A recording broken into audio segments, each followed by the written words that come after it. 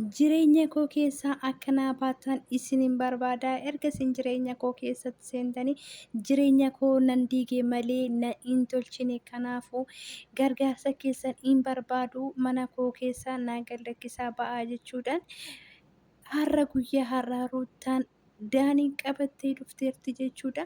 An guyyaa darbeerraa yeroo tokko xiqqoo kan si yaadachiisu ta'a. Guyyaa darbee Ermeellaan jedha. Ermeellaan madoo jireenya fi keessaa baastee waan bareeda. Daanii fi Meerii mana kootiin adeemadha. Ammaan jammartanii jiru kan koo keessa akka seentan hin barbaadu. Iggasaa keessanis wasi dammoo gargaarsi keessan nan barbaachisu. Ani jireenya kan koo akkamitti akka sirreessu qabu nan beeka jechuudha. Mana ofiitii shaanta isaanii gadi baastee darbitee turte jechuudha. Kanaafiyyuu osoo sinna bukkee yaabbachuu qabaachuu baattanii osoo sinna bukkee jiraachuu baattanii ani abbaa manaa kootiin gargar ba'ee daa'ima kan kophaa guddisaa hin danda'u ture. Garuu mooyyuu isin waan nafuun bira jirtaniif abbaa manaa kootiin gargar ba'ee daa'ima kan kophaa kan guddifadhu ta'een jira. Kanaafiyyuu nan barbaachistan jettee gad darbitee turte. Yaa ta'uu malee Daaniin garmalee kan guyyaa san Meeriinis garmalee an aartee guyyaa boochuu hin jira. Guyyaa koottamee gargaarsa keessan na barbaachisa jettee miila irratti nu kuuftes bilbila sagal dawwaltu hin jira. Garuu mooyyuu gaafa san amma har'a haala kana dhufte kana nu mooyyuu kan kana caalu siif deebisna jedhanii tokko lama waliin jedhanii kan gargar ba'an ture. Yoo harka fuunee jaalatamtoota kabajamtoota maatii Immabee jalatti argamtan jirtu jecha har'amoo akkuma argaa jirtan namoota sammuu qorqorroo isinii baanee dhufnee jirra. Dhugaa maaliif jecha kana fayyadamtillee akka naanii hin jenne sammuun isaanii dhuguma xaasaa ta'e jechuudha. Akka sammuu warra xaasaa ta'e yeroo hundaa lola malee gammachuun isaan biratti hin jiru waan ta'eef gara gaddaloo kisee seenne mooyyuu guyyaa har'aa Ruutaan waamamtee turte. Daaniin obboleessa Abrishiin mee nan barbaadaa gara keetti sirraan argachuun barbaada naaf qaxarii jedhee bilbilee isallee qaxaratee dhufee ture. Yaa ta'u malee kan isaan hin barbaadaniif Ermeellaa wayni Ermeellaan jedhaa bakka Ermeellaan Abrishiin tagabbaati. Kanaaf yeroo hundaan Ermeellaa jedhee waama sinin jedha Ruutaa. Duraa Ruutaa jenna akkana amma mooyyuu gara Ermeellaatti deebinee jechuudha. Kanaaf afaan kiyya yeroo tokko gara Ermeellaatti naaf hiikaa naaf ol galchaa sinin jecha maali gara viidiyoo keenyatti hooceene guyyaa darbeerraa kan akkuma si yaadachiise jechuudha. Guyyaa har'aa mooyyuu kan qabatanii dhufanii Daaniin obboleessa Abrishitti bilbilee ani bilbila kooti isheerratti bilbiluu hin barbaadu. Ishee argachuu hin barbaadu. Kanaafiyyuu sirraan argachuun barbaada jedhee obboleessa Abrishitti bilbilee Daaniin Ruutaa fi Efreem argatee ture. Innis Ruutaan maaliif yaada akkasii akka fayyadamte erga inni gara jireenya ishee keessatti dhufee immoo isa kamiin maaliif akka jireenya koo keessa anas Meeriinis nan barbaachistanii jireenya koo keessa ba'aa nuun jettee kanaafiyyuu badiin keenya inni maal ishee gooneeti maal ishee baddallee jechuudhaan obboleessa Abrish qabatee gara isaatirraan argatee ture. Obboleessi Abrishis rakkini keessa inni osoo isheen natti dhufin isheen nu bira hin ga'in tokko lamaa keessanii waan maaliif akka isin lamaan keessa walitti buutanii maaliif argachuu barbaadda jedhee gaafatee ture. Innis ergaa Efreem gara ishee dhufee nutti taqayyartee nu ishee waliin turre ishee waliin ishee gargaarsaa turre garuu mooyyuu isheen ulataa keenya lafatti gattee ammamoo jireenya koo keessaa naa ba'aa jettee haala mikinyaata isaa naaf hin galle. Kanaafiyyuu ani bilbila kootirratti bilbilee ishee argachuun barbaadu isirraan argachuun barbaada jedhee dubbatee ture. Innis kun akkas ta'e waa'ee bareeda jedhee argatee ture. Innis maal jedheeni ani akka obboleessa tokkootti akka obboleetti tokkootti obboleetti kan koo osoo coqonsaan kun ishee irra ga'ee gocha akkasaa obboleetti koota irratti na jala raawwatame baay'ee tokko kanan gaddu ta'a. Kanaafiyyuu akka obboleettummaa natti dhaga'ame tan ishee gargaaruu danda'e. Garuummoo yaa ta'u malee gochaa fi seerri isheen hojjette baay'ee kan nama gaddisiisudha. Badii tokko malee rakkina tokko malee osoo hin beekin maaliif jireenya koo keessa anas Meeris naa ba'a jechuudha. gochuu dandeesse. Kanaafiyyuu fuula kee fuulduratti badii kootis yoo ta'e badii isheetillee yoo ta'e kun anaaf gaafii guddaa waan ta'eef argachuun barbaade. Kanaafi akka ati na gargaartu si barbaade jechuudhaan Abbileessi Abrishiitti dubbate. Abbileessi Abrishis eega Efreem erga dhufee kuni kan uumame eega jettee eega sifillee gaaffii ta'e kun haala salphaadhaan gaafachuu dandeenya jedhanii tokko lama waliin jedhan osoo tokko lama waliin jechaa jiranuu Ruutaan keessatti Efreem wajjin hayte Efreem biratti si gaafatamte maaliif gocha akkanaa gochi keetii erga Efreem dhufeef immoo maaliif akkamitti itti taqayyaruu dandeesse jedhee gaafate. Innis maal jettee deebiste Efreem nama har'aatiin miti nama kaleessati malee nama har'aatiin miti. Efreem yeroo kamiyyuu na waliin jiraata. Efreem ishee dura malee ishee booda miti jechuudhaan deebii deebiseefi jechuudha. Ani immoo kanan isaanitti taqayyaree wanta biraa osoo hin taane gocha inni gochaan godhan karaa isaan irra oofan irra wanta deemaafi turedha. Kanaafiyyuu immoo abjuun ani keessa jiru sun akka naaf hiikkatu silan barbaade silan gara mataa kootitti ofitti deebi'uu barbaade tanan isaanirraa fagaadhe malee wanta biraatiif miti wanta isaan na baddalanis hin jiran.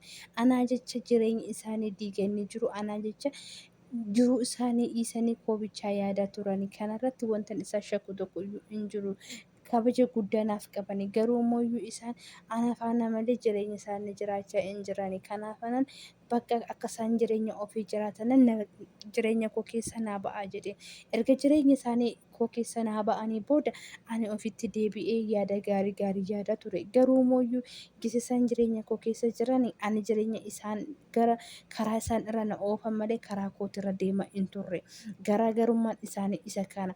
Garuu immoo erga jireenya isaanii koo keessa naa ba'anii ofitti deebi'ee jireenya koo jiraachaa ture. Garuu erga isaanitti ofitti deebi'ee anillee Abrish akka dhiifama isaan gaafachuu qabu naaf yaade jechuudhaan deebisteefi innis erga Abrish dhiifama gaafadhee guyyaan ani isaaniin jedheen booda akka malee na ta'ani jireenya isaanii amma dhiira mana koo keessa fidanii mana koo keessa jiraachisan gahuu na taasisanii jechuudhaan dubbattee Daaniinis immoo maal jedhee deebisee Abrish in tagabba'a. Gocha inni sirratti hojjete kuni hojii kee argatte in tagabba'a. Kanaafiyyuu reef argaafii jira jedhe. Ruutaanis erga jireenya ishee diigamee erga baxaxamtee erga tidaariin ishee diigamee ofitti deebite. Maal jedha taratiin tokko Oromoon gisee taratu bineensa galee sareen duttee jedha. Erga jireenyi diigatee deebi'eef niitiin mana gubdeeti amma naa dhufe jette. Agartanii isheenis erga balleessite erga wanta hunda badee erga tidaariin ishee diigateef ifeef. Kanaafiyyuu Ruutaa balbala tokko erga cuftee booda banuu hin dandeessu. Ofittillee deebitu iyyin sammuu gaditti deebi'uu shaggadhafi malee jireenya kee erga diigde tidaarii kee erga diigdee booda ofitti deebite baannantu hirriba keessa turgumiin qabu jechuu barbaada. Daaniinis immoo akkuma jedhee isheedha jecha malee namni tokko jireenya ofii hin jiraata. Jireenya ofii eeggatanii hannama guyyaa tokko ji'a lama argatan na waliin taatanii ajaa'iba waggaa tokko kana taqaaqaman ture jetti. Ji'a lamaa miti guyyaa lama dhuntee sa'aatii lama namni nama wajjin cinqamee nama waliin ta'uun isaatu waan tokko ulataa nama dafa'u shaggaa miti jechuun barbaada Ruutaa. Mikinyaan ijoolleen sii jettee waan baay'ee taate sii jedhanii hojii isaanillee gatanii sii jedhanii waan baay'ee godhan. Jireenya kee keessa baasuu shaggaa goote garuu immoo billaashiin nama haala kana hin deebi'u. Hin beekna jettanii gara malee taatanii uummata mataa qorqoorroo ta'aa jirtanii. Uummata mataa qorqoorroo hin ta'ina. Uummata mataa xaasaa maqaa xaasaa jedhamu akkas ta'uu hin barbaadina. Mikinyaan isaa sammuu sinirra jiru yaaduudhaaf malee akkas hin taane dhugaa. Amma ammayyuu baay'ee tokko namas xallaa uftee jirti jechuudha. Oguma siin jedhe immoo Daaniin ganaa buucha ganaa imimmaan harcastaa siin jedhe dhugaa siin jedhe mikinyaan isaa urdatii ganaa boochi kan kana caalan jiru urdatii osoo beekte ermeella dhiifama siin jedhe abbaa manaa keetii walitti si deebisa malee dhiifama jireenya kee anas si diige siin jedhu ati gini gochaati hojjechaa jirtuu fi jiru ati wantoota ati hojjechaa jirtu si gammachiisa malee nama gaddisiisa. Mikinyaan dubartiin akka rakkaasha taate agarsiisaa jirta. Hunda keessa of bichaa osoo hin taane keenya maqaa balleessaa jirta dhugaa dubbannaadhaaf.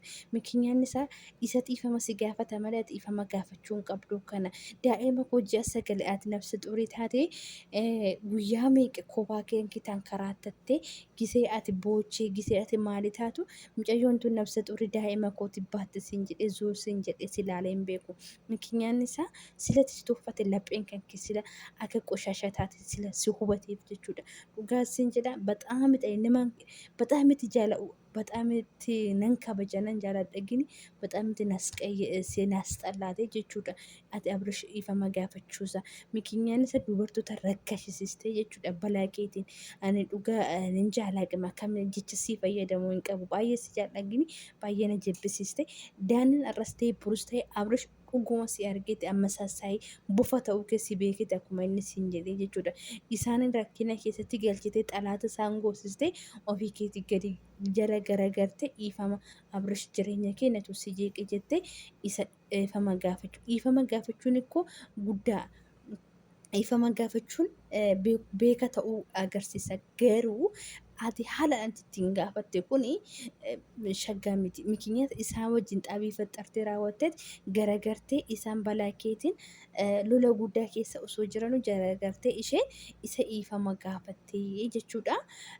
Isin moo maal hubattan? Ani gini anan irraa taraddaa'e isa kana jechuudha. Isaan waliin xalaatummaa faxxarteet isaan ixeemoo fiqirii taate jechuudha. Jaalatamtoota kabajamtoota maatii jaalalaa nagaa waaqayyoo isin haa baay'atu. Viidiyoodhaan hanga walitti dhufnutti immoo waan balleessisna of galchaa isiniin jecha hordoftoonni Ruutaa Mooyyuu arartanis dibbin jettanis kaa wanta jiru waaxaa isiniin jechuun barbaada. Dhugaa waan na aarsitee fi dubartoota hunda maqaa balleessaa jirti waan ta'eef jechuudha. Baay'ee isin jaala horaa bulaa biyya nagaa.